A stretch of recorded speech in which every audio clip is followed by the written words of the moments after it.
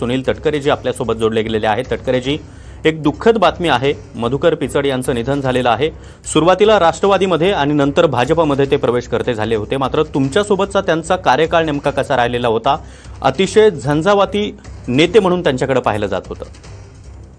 महाराष्ट्राच्या राजकारणात गेले 4 दशक आपल्या स्वतःच्या कर्तृत्वाने आणि प्रचंड मेहनतीने, प्रचंड राजकीय इच्छाशक्तीने आदरणीय पिचड साहेबांनी आपलं स्वतःचं स्थान एक निर्माण केलं होतं।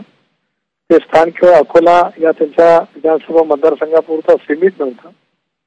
संबंध महाराष्ट्रामध्ये त्यांनी आपल्या कार्यकर्तृत्वाचा एक ठसा फार मोठ्या प्रमाणात उमटवलेला होता। विरोधी पक्ष नेते म्हणून त्यांच्यासोबत मला काम करण्याची संधी मिळाली 95 ते 99। याला विधानसभेमध्ये मी पहिल्यांदा निर्वाचित झालो। त्याला पिचड साहेब महाराष्ट्र विधानसभेचे विरोधी पक्ष नेते होते। त्यानंतर आम्ही राष्ट्रवादी काँग्रेस पक्षामध्ये सोबत काम केलं। प्रदेश राष्ट्रवादी काँग्रेस पक्षाचे अध्यक्ष म्हणून सुद्धा त्यांच्या समेत काम करण्याची मला संधी त्या ठिकाणी मिळाली। त्यामुळे एक आपुलकीचं एक वेगळं असं नातं त्यांच्याजवळचं निश्चितपणे त्या ठिकाणी होतं। अशा एका कार्यतत्पर सेवाभावी वृत्तीने गेले 4-4.5 दशक महाराष्ट्रामध्ये एक स्वतःचं आगळेवेगळं स्थान निर्माण करणारा नेतृत्वास आज आम्ही सारेजण या ठिकाणी मुकलेलो आहोत म्हणता येईल, कारण आदिवासी समाजाचा एक मोठा चेहरा म्हणून पिचड यांच्याकडे पाहिलं जात होतं।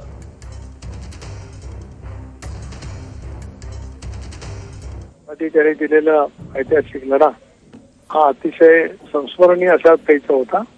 त्याचबरोबर ते आदिवासी विकास मंत्री या नात्याने सुद्धा माझ्या तमाम आदिवासी बांधवांच्यासाठी ज्या काही वेगवेगळ्या योजना राज्य सरकारने राबवण्याचा निर्णय घेतला, त्याच्यामध्ये सुद्धा आदरणीय पिचड साहेबांचा सिंहाचा वाटा निश्चितपणाने होता, हे मला आज या ठिकाणी नमूद करायचं वाटतं। नक्कीच तटकरेजी, धन्यवाद, तुम्ही आमच्याशी संवाद साधला त्याबद्दल।